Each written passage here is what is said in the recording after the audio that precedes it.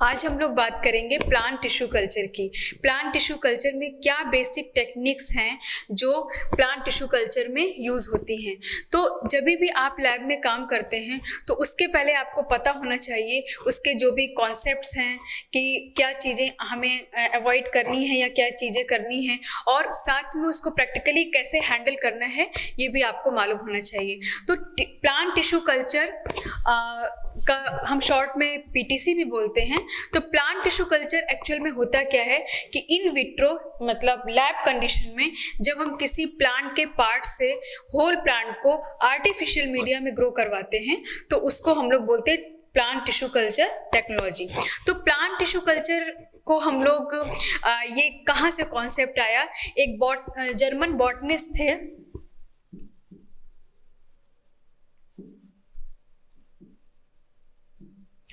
German botanist गॉटिलिएव Haberlandt. इन्होंने 1902 में ये बताया कि प्लांट का कोई भी पार्ट किसी भी पार्ट से या टिश्यू से या प्लांट के किसी भी सेल से हम होल प्लांट को डेवलप कर सकते हैं। तो उस प्रोसेस को हम लोग बोलते हैं टोटीपोटेंसी। टोटीपोटेंसी मतलब development of plant from any cells of plant.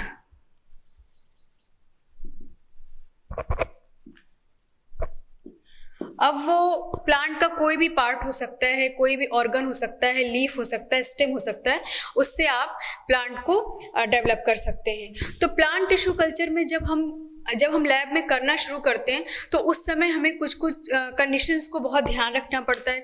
हमें स्टेरिलाइजिंग इन्वायरमेंट क्रिएट करना पड़ता है। उस जो भी हमें टिश्यू कल्चर लेबोरेटरी हमने बनाई है जहाँ पे हमें काम करना है तो वहाँ पे पूरा हमें स्टेरिलाइजिंग इन्वायरमेंट क्रिएट करना पड़ता है। तो उस स्टेरिलाइजिंग इन्वायरमेंट को क्रिएट करने के लिए हम क्या क्या चीज़ें करते हैं वो हम आपको आज स्टेप बाय स्टेप बताएंगे।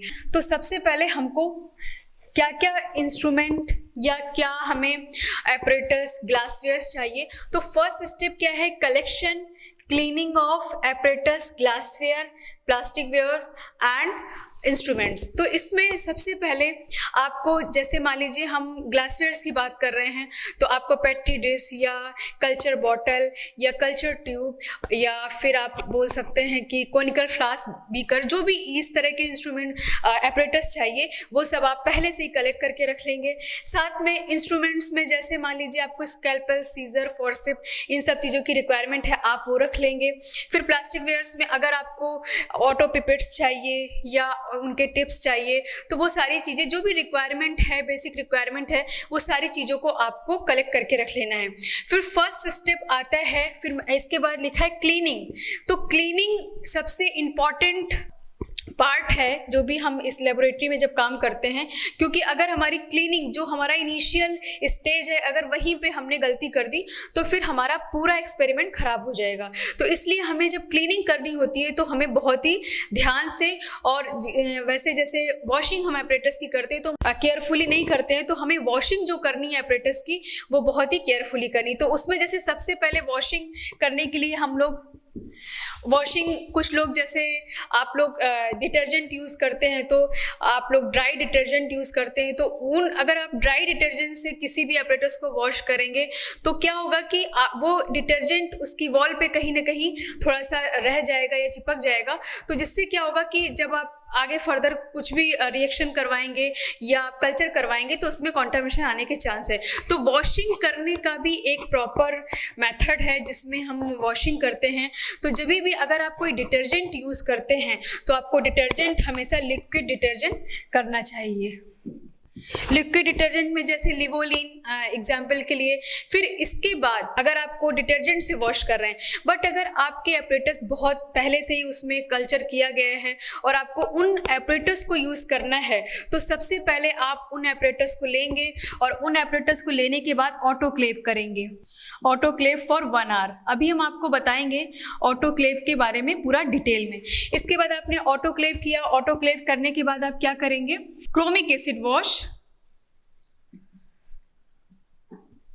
और एसिड वॉश कर सकते हैं।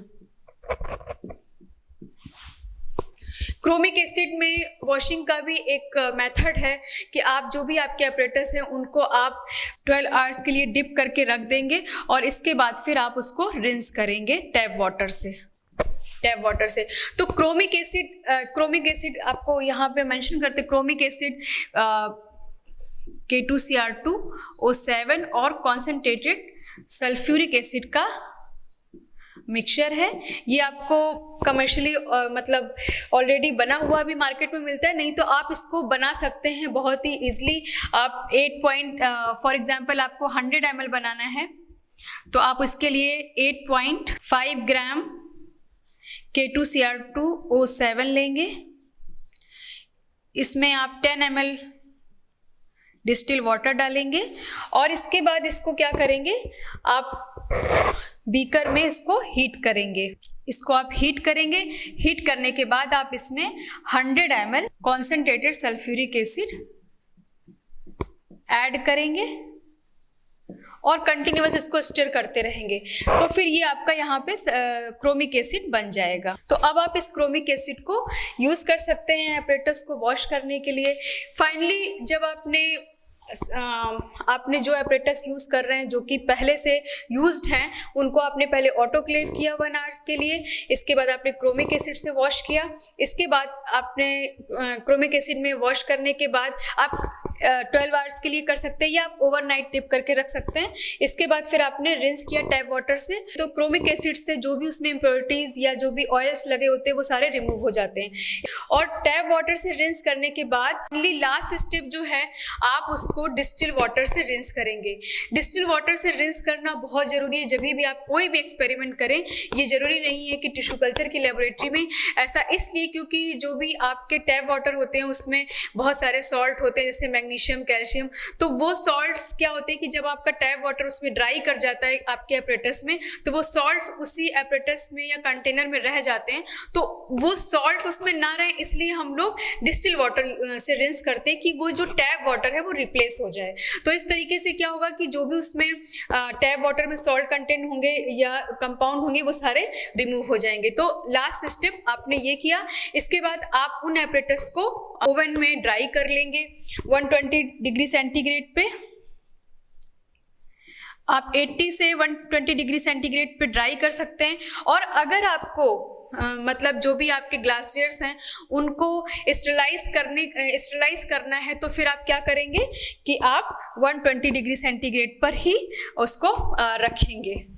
तो इस तरीके से आपने ये देखा कि आपका फर्स्ट स्टेप क्या है, collection and cleaning of apparatus, glassware, plastic wares and instrument. तो ये आपने फर्स्ट स्टेप हो गया। फिर सेकेंड स्टेप आपका है, आप सेकेंड स्टेप देख रहे हैं यहाँ पे लिखा है preparation and sterilization of nutrient culture media. तो सबसे पहले तो हमें ये देखना है कि न्यूट्रिएंट कल्चर मीडिया क्या होता है। तो न्यूट्रिएंट किसी भी प्लांट को ग्रो करने के लिए, जैसे आप अगर बैक्टीरिया को हम ग्रो करते हैं तो हमें उसमें पेप्टोन या tryptone, yeast extract, beef extract, NaCl ये सारे कंपोनेंट पड़ते हैं एंड अगार। लेकिन जब हमें प्लांट्स को ग्रो करना है तो जैसे हम जानते हैं कि प्लांट्स यूकैरियोटिक सेल्स हैं, तो वो बहुत कॉम्प्लेक्स स्ट्रक्चर प्लांट का होता है। तो इसलिए हमें उनको सारे इनऑर्गेनिक जो भी कंपोनेंट है वो सारे डेफिनेट अमाउंट में देने होते हैं। तो मेनली जब हम इसका मीडिया बनाते हैं तो उस मीडिया में मैक्रोन्यूट्रिएंट्स, माइक्रोन्यूट्रिएंट्स, ऑर्गेनिक्स या विटामिन सॉल्यूशन,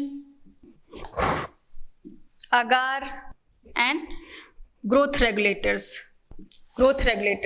ये कुछ बेसिक कंपोनेंट हैं जो हमें डालने पड़ते हैं। जैसे मैक्रोन्यूट्रिएंट में आपको potassium, magnesium, sulphur, nitrogen, phosphorus etcetera ये सारे कंपोनेंट डालने हैं।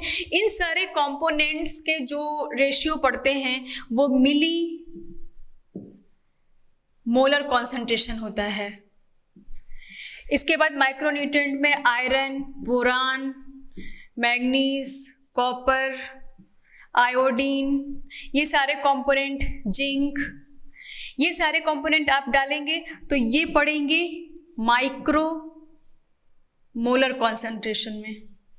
तो इस तरीके से जो भी हम मैक्रोन्यूट्रिएंट्स या माइक्रोन्यूट्रिएंट्स डाल रहे हैं, मैक्रोन्यूट्रिएंट्स के कॉन्सेंट्रेशन मिलीमोलर में एंड माइक्रोन्यूट्रिएंट्स के कॉन्सेंट्रेशन माइक्रोमोलर में पड़ते हैं। इसके बाद फिर क्योंकि हमें कुछ वाइटामिन सॉल्यूशंस भी डालने पड़ते हैं, कुछ अमाइनो एसिड्स भी देने पड़ते हैं, साथ में सुक्रोज, क्योंकि स्टार्टिंग में जब प्लांट ग्रो कर रहा है तो उस समय वो फोटोसिंथेसिस नहीं कर पाता है, तो उसको कार्बन चाहिए क्योंकि वो खुद फूड नहीं बना सकता है, तो उस समय वो जो सोर्स, कार्बन सोर्स, उसको सुक्रोज से मिलता है।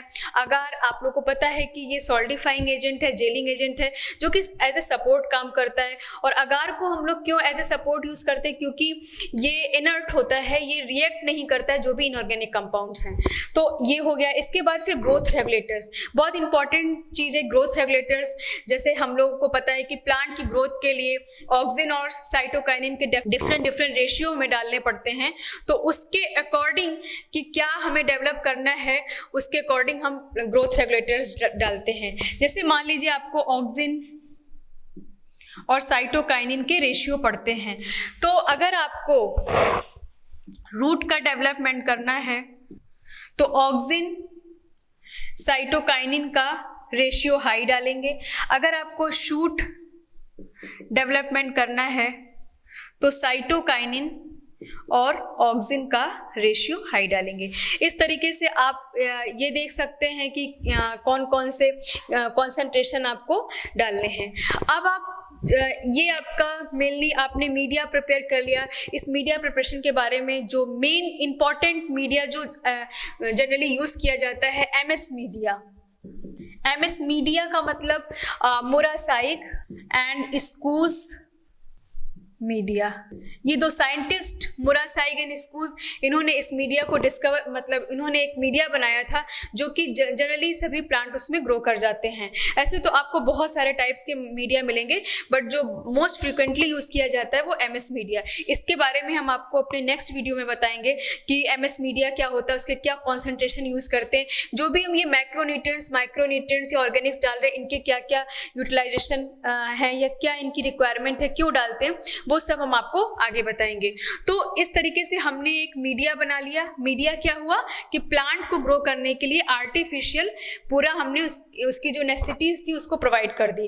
अब प्लांट को कोई भी चीज़, जैसे हम प्लांट को सॉइल में प्लांट करते हैं, सॉइल में सोइंग करते हैं किसी भी सीड को, तो वो सारी चीज़ें सॉइल से लेता है। अभी क्या है कि हमने आर्टिफिशियल मीडिया में सारी वो चीज़ें प्रोवाइड कर दी हैं जो कि उसको चाहिए वो उससे लेगा।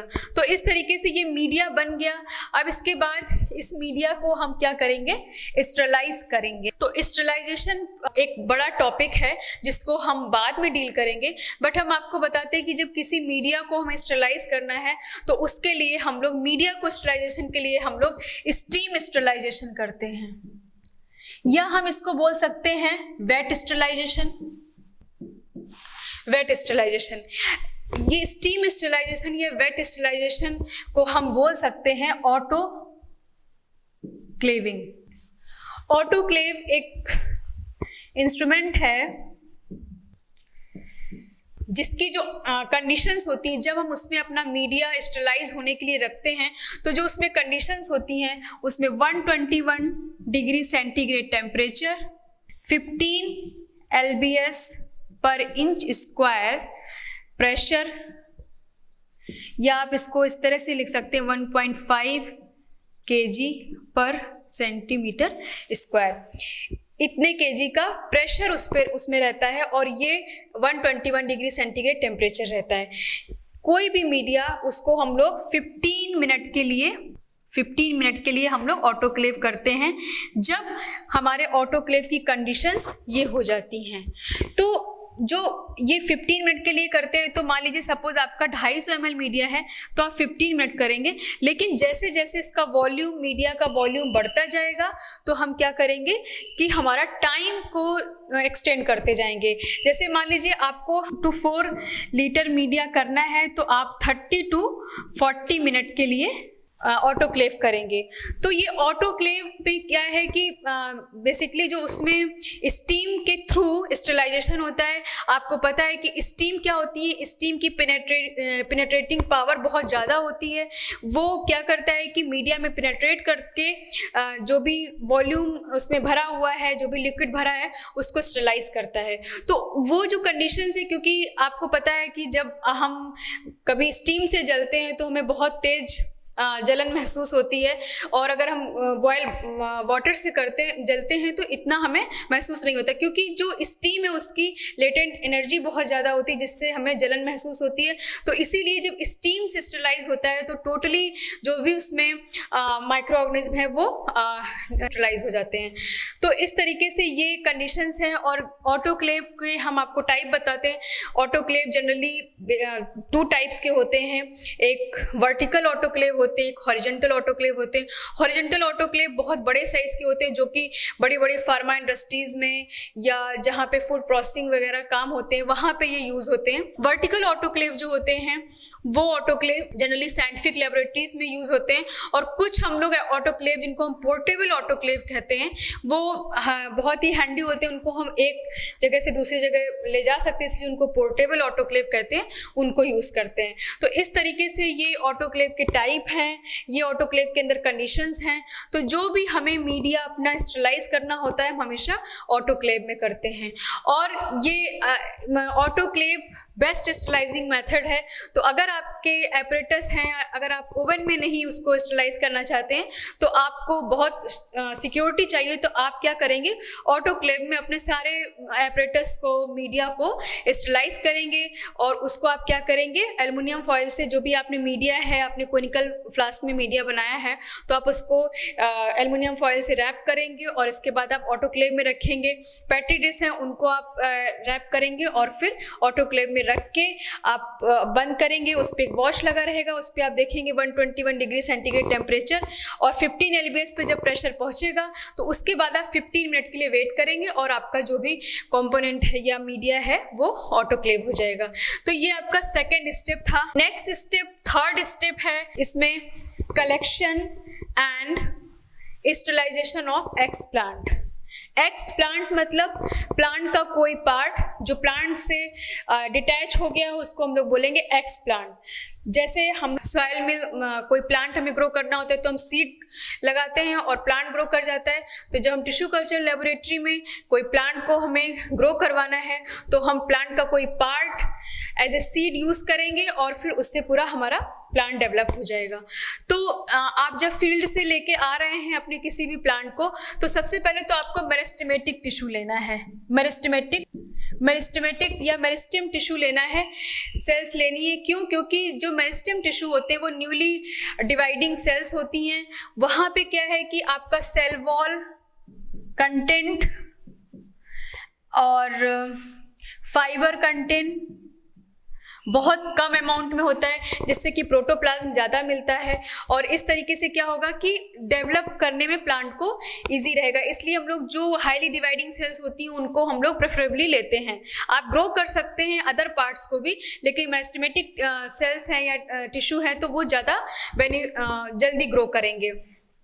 आप लेके जब प्लांट को आएंगे तो उसको आप वाटर में रख देंगे, डिस्टिल वाटर में रख देंगे, क्योंकि अगर प्लांट को आप ऐसे ही छोड़ देंगे तो वो ड्राई हो जाएगा और फिनोलिक्स भी सिक्रीट होने लगते हैं, ब्राउनिंग होने लगती है। तो इसलिए प्लांट को आप वाटर में रख देंगे। इसके बाद आप प्लांट को पूरा स्टरलाइज करेंगे।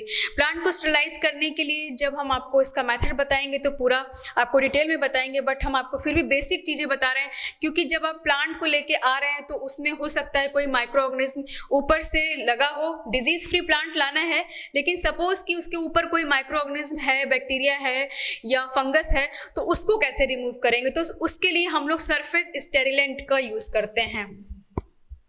सरफेस स्टेरिलेंट यूज करते हैं, जैसे मर्क्यूरिक, सोडियम हाइपोक्लोराइट। तो मोस्ट फ्रिक्वेंटली हम लोग मर्क्यूरिक क्लोराइड यूज करते हैं, जिसको हम लोग सरफेस स्टेरिलेंट बोलते हैं। इसका परसेंटेज 0.21% हम लोग यूज करते हैं, और इसके लिए हम इसको 2 to 10 मिनट्स, मैक्सिमम 10 मिनट्स के लिए हम लोग उसको उसमें डिप करके उस सोल्यूशन में रख सकते हैं। मान लीजिए हमने कोई एक्स प्लांट लिया, उसके स्मॉल पीसेस कट किए और कट करने के बाद जो मर्क्यूरी क्लोराइड का 0.01 या 1% का सोल्यूशन है उसको हम लोग मैक्सिमम 10 मिनट्स के लिए रखेंगे। अगर आप बहुत टाइम के लिए रख देंगे तो आपका प्लांट डैमेज हो सकता है, इसलिए आपका इतने ही मैक्सिमम इतने टाइम के लिए रख सकते हैं। इसके बाद आप अल्कोहल 70% अल्कोहल यूज़ कर सकते हैं स्टेरिलाइजेशन, प्लांट के स्टेरिलाइजेशन के लिए। जैसे मान लीजिए आपको लेकिन आपको उसमें टाइम बहुत ध्यान रखना है। अगर आपने उसको आप फ्यू सेकेंड्स के लिए उसमें डालेंगे और उसको निकाल देंगे, अगर आपने बहुत लंबे टाइम के लिए उसमें डाल दिया तो प्लांट डिहाइड्रेट हो जाएगा। इसलिए आपको क्या करना है, तुरंत अल्कोहल में डिप करना है और डिप करके उसको निकाल देना है। तो ये कुछ बेसिक, आप कुछ एंटीबायोटिक सोल्यूशंस यूज़ कर सकते हैं या फिर आप कुछ एंटी फंगल सोल्यूशंस में भी उसको ट्रीट कर सकते हैं जब आपको मतलब प्लांट को कल्चर में रखना उससे पहले के ये सारे प्रोसेस हैं। तो इस तरीके से प्लांट क्या होगा, स्टेरलाइज हो जाएगा। अब वो प्लांट तो डिजीज फ्री होना चाहिए, साथ में उसके सरफेस पे भी वो पूरी तरह सरफेस स्टेरलाइज होना चाहिए। तो इस तरीके से हम प्लांट को स्टेरलाइज कर सकते हैं। फिर नेक्स्ट स्टेप, जब आपका प्लांट स्टेरलाइज हो गया तो प्लांट स्टेरलाइज होने के बाद आप क्या करेंगे, inoculation of x plant. Inoculation का मतलब क्या, जैसे आप सीड लगाते हैं सॉइल में प्लांट ग्रो करने के लिए, वैसे ही जो आपका एक्स प्लांट है उसको आप मीडिया में डालते हैं, उस प्रोसेस को हम लोग बोलते हैं इनोकुलेशन। तो इनोकुलेशन आप कहाँ करेंगे, आप, क्योंकि मैंने जैसे स्टार्टिंग में ही बताया था कि आपको क्या करना है, स्टेरलाइजिंग इन्वायरमेंट रखना है। तो आपको क्या है, वो स्टेरलाइजिंग इन्वायरमेंट आपको मिलेगा लैमिनार एयर फ्लो में। तो जो भी काम हमको इनोकुलेशन करना है वो हम लैमिनार के हुड में बैठ के करते हैं। तो जो सपोज ये आपका लैमिनार है, इसका ये सरफेस है, तो यहाँ पे हम अपना जो भी मटेरियल रख के काम करेंगे। लैमिनार की कंडीशंस क्या है कि लैमिनार की कंडीशंस होती हैं कि वहाँ उसमें एक ब्लोवर लगा होता है, उस ब्लोवर से एक एयर आती है, वो एयर यूनिडायरेक्शनल होती है, वो पर्टिकुलर 0.3 माइक्रॉन्स के भी पार्टिकल्स को अंदर नहीं उस एनवायरनमेंट में रहने देती है। तो बैक्टीरिया भी उस एनवायरनमेंट, मतलब बैक्टीरिया फ्री एनवायरनमेंट क्रिएट करता है। तो जो वो एयर आती है वो एयर एक हेपा फिल्टर होता है, HEPA filter, high efficiency particulate air. ये फिल्टर होता है जिससे कि एयर आती है और वो एयर 0.3 माइक्रॉन्स के भी पार्टिकल्स को एंट्री नहीं करने देती, जिससे कि वो जो लैमिनार के अंदर का एनवायरनमेंट है वो माइक्रोबियल फ्री हो जाता है। सेकेंडरी, हम लैमिनार के फ्लोर को 70% अल्कोहल से वाइप कर सकते हैं, इस तरीके से हम क्रिएट कर सकते हैं। थर्ड, लैमिनार में एक यूवी लाइट लगा रहता है। जब भी आपको वर्क करना है तो आप यूवी लाइट को कुछ समय के लिए ऑन करके छोड़ देंगे, जैसे आप 30 मिनट के लिए कर सकते हैं, जैसा आपका वहाँ पे कंडीशंस हैं, जैसा आपने वर्क करना है। फिर इसके बाद आप उसको बंद करके फिर अपना काम स्टार्ट कर सकते हैं। तो इस तरीके से लैमिनार में 3 चीज़ें होती है, एक फ्लोरेसेंट लाइट देखने के लिए, यूवी लाइट स्टेरलाइज करने के लिए, और एक ब्लोवर होता है। तो जब आपको काम करना है तो आपकी फ्लोरेसेंट लाइट और ब्लोवर ऑन होना चाहिए। तो इस तरीके से आप इनोकुलेशन कर देंगे लैमिनार हुड में। फिर लास्ट स्टेप है आपका इंक्यूबेशन। जैसे कि आप प्लांट जब जर्मिनेशन के लिए रखते हैं तो एक टाइम पीरियड के लिए रखते हैं, तो वो पीरियड क्या है, इंक्यूबेशन। जो भी प्लांट आपका ये कल्चर बॉटल था, इस कल्चर बॉटल में आपने मीडिया भरा था, इसमें फिर आपने एक एक्स प्लांट यहाँ पे लाके इनोकुलेट कर दिया।